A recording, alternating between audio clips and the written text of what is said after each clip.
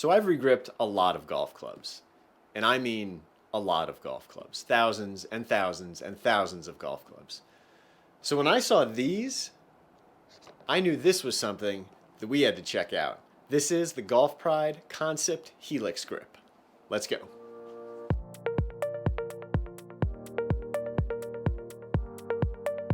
Hi everyone, welcome to the Mobile Club Maker. I'm AJ, thanks for watching. I hope you're having a wonderful day today. So regripping, probably the most common repair, the most common club building job you are going to have. There are always a ton of regripping jobs done in any repair shop. That's the most common thing. You're gonna find just when it gets to be golf season, just set after set after set of clubs needing to be regripped. And it's basically been the same process always, right? You've got your utility knife, you've got your grip solvent, you've got your grip tape, you need a vise, maybe a drip pan, and you cut the old grips off, you remove the old tape, you clean them up, you put the new tape on, you put them in a vise, you get some solvent, you put some solvent over the tape, put the new grips on, wait 30 minutes or so, and then you can go hit them. It's been the same process for years and years and years. And quite frankly, I really hate doing regripping work. It is by far my least favorite thing to do when it comes to club building. It is just sort of slow, it's tedious, it's kind of messy. If you're using compressed air, it's loud. It's not my favorite activity. So when I saw that Golf Pride about a week ago was coming out with these completely new and different golf grips that don't require a utility knife, don't require grip tape, don't require grip solvent, well, I was definitely intrigued. And I figure, there's probably no better place to be talking about that than here on this channel, Mobile Club Maker, where this is exactly the kind of thing that we like, the kind of thing that we look at. So I figure, let's get some, let's try them out, and let's see how they work. So I went ahead and I ordered some of these grips from Golf Pride. These grips cost me, they were $10 a grip. So no, they are definitely not the cheapest grips out there, but if you figure that, your standard Golf Pride MMC or a line grip, something like that, are going to run you between $8 and $10, $8 and $11 for one of those grips, these grips kind of fall right into that same range. So they're not cheap, but they're not astronomically expensive. You had to order 3 of them at least. That was the minimum order quantity. So I ordered 3 of them. So 3 grips cost me $30 plus tax and shipping, $35 to get them to the shop. And this is what showed up. You open it up, here's the unboxing, and this is what it looks like inside. This is definitely going above and beyond your average box of grips that you order, where it's just a rubber band around them and maybe some paper. You've got this pretty slick presentation with the grip setting up in the cardboard along with the little tool. You've got a little letter from the president of Golf Pride, and yeah, it's a good looking little setup here. So here's the grip. I would say pretty traditional looking grip overall. It's using the Z pattern that Golf Pride uses on a lot of their grips. Black and white. It's got the white band around the top here with Golf Pride written on it. Obviously it's got that little hexagonal knob, that little button thing on the end that you use to tighten these grips up with, but it's not overly obvious or distracting when you look at it, and when you're holding it and actually swinging it, you probably don't even see it, so no problem there. The biggest difference I noticed from a regular grip is that the diameter of it, the taper of it, is much less. It's got a much thicker diameter all the way to the very end, and then very close to the tip here, it tapers in very quickly, and I'm assuming that's to help with how you get these grips on and off the golf clubs. But overall, I would say it's a pretty traditional grip when I look down at it, so that's a good thing, I think. You also get one of these little tools with it. This is going to be what we use to both get the grip onto the shaft and then also use it to tighten the grip onto the shaft, so we'll get back to that. Seems pretty straightforward, so at this point I think we should go ahead, put some of these on and see what happens. My plan is I've got a couple golf clubs. I've got one steel shaft. I've got one graphite shaft. We'll put one on each, see how the process is the same or different, and then we're going to go try them. Now, they say you can do this, obviously, without any tape, without any solvent, without any vise or a knife. So you can theoretically do this anywhere, like at the golf course or in the parking lot, as we are here. But I've got a couple golf clubs. We're going to go ahead and put these grips on. One steel shaft, one graphite shaft. And we're going to try them out here, see how they work, and then go hit them and see how they feel. Okay, so step one is putting the little installation tool inside the grip and sliding this onto the shaft.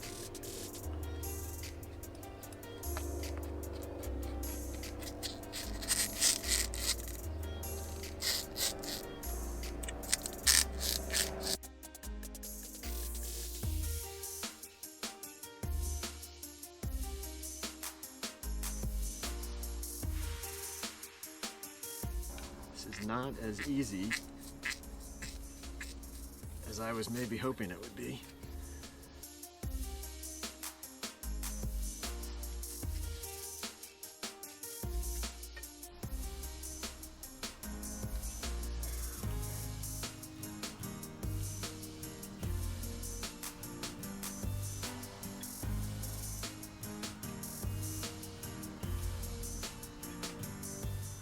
I don't see any real sort of alignment markings on this, so I guess you can just put it in any direction you feel like. It should all basically be about the same.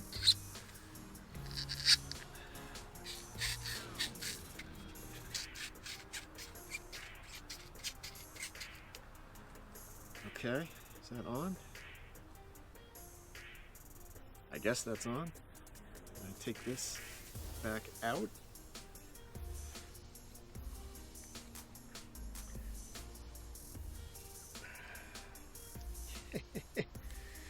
Not quite as simple as I was maybe hoping for.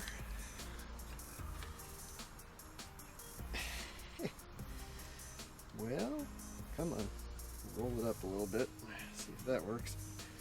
Okay, got that off. I guess you slide this down.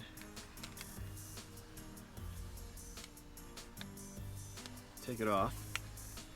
Okay, so now it's on there, I think, and I guess now it just says you put this on the end and start to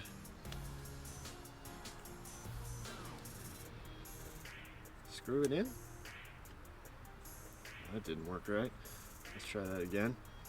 Put this on the end.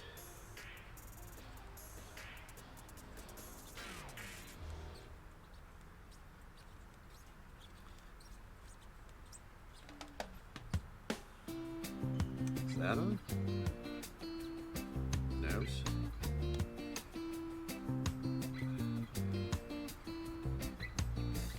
Doesn't tell you what direction to turn it either.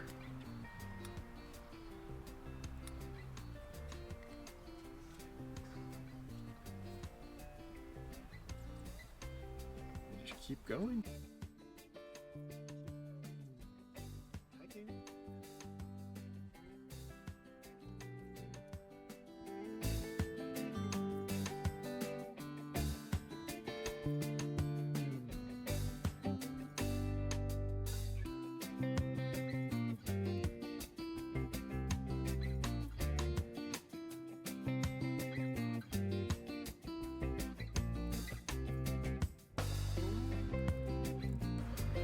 Oh, okay.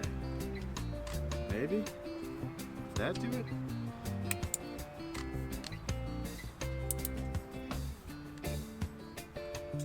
Okay. How about that? Alright. Now that feels... Okay, I think that feels like that's on there. Okay, now I think I've got a little better idea of it. Let's try that again with the graphite shaft and see if we can get that to work a little faster, a little more seamless this time. Okay, so we'll put this on here like that. We're going to slide this on here.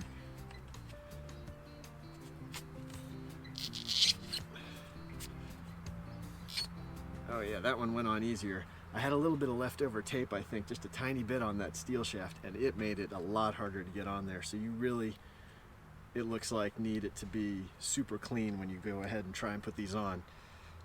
I guess that's on. All right, let's try and wiggle this up again. Also try and not scratch the graphite. Okay, that came off.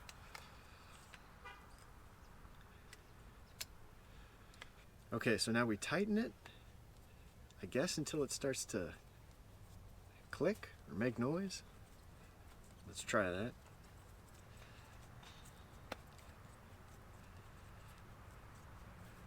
Okay, let's see if that was enough. And then you twist it, twist it, twist it, until it's on there. Okay.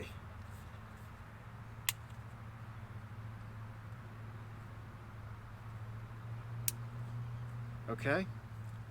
Well, I think that's on there. That one definitely went on easier than the first one, but yeah, that feels okay. All right, well, let's go take it out, see what we can do with them, and see if the club stays on the grip.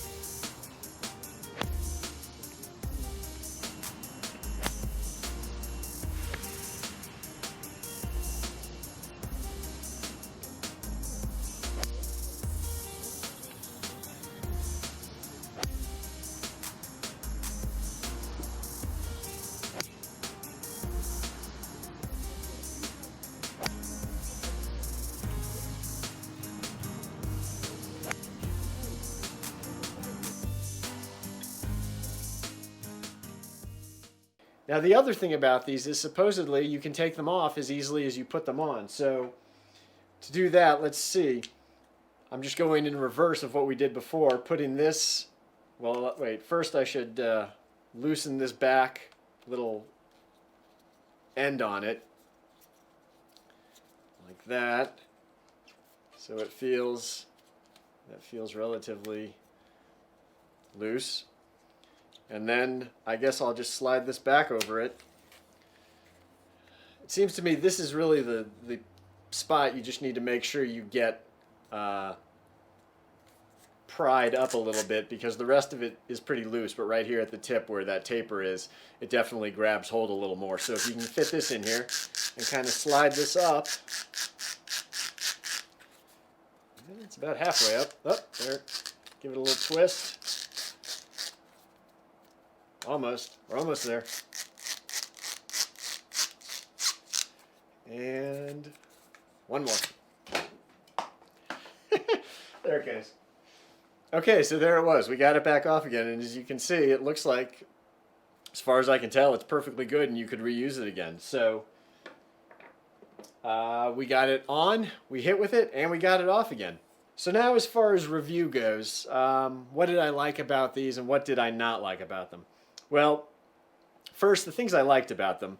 Obviously, the idea of being able to put on grips without any sort of solvent or utility knife or tape. So it's a very simple, a very clean process. Is definitely appealing. That's definitely a perk. I thought the grip, once I actually got them on and hit balls with them, they felt very traditional. It didn't feel like I had something weird going on, like it was a completely foreign grip. It felt like a very sort of standard grip. The firmness was good. The texture was good. I didn't really notice much in the way of play in it as far as twisting while I was actually hitting it. I didn't really notice that at all. So all of those things I thought were really good. The things that I didn't love about it, the things that concerned me a little more. Well, one, as you can see, the process of actually getting them on was not quite as simple and as carefree as you might have been led to believe.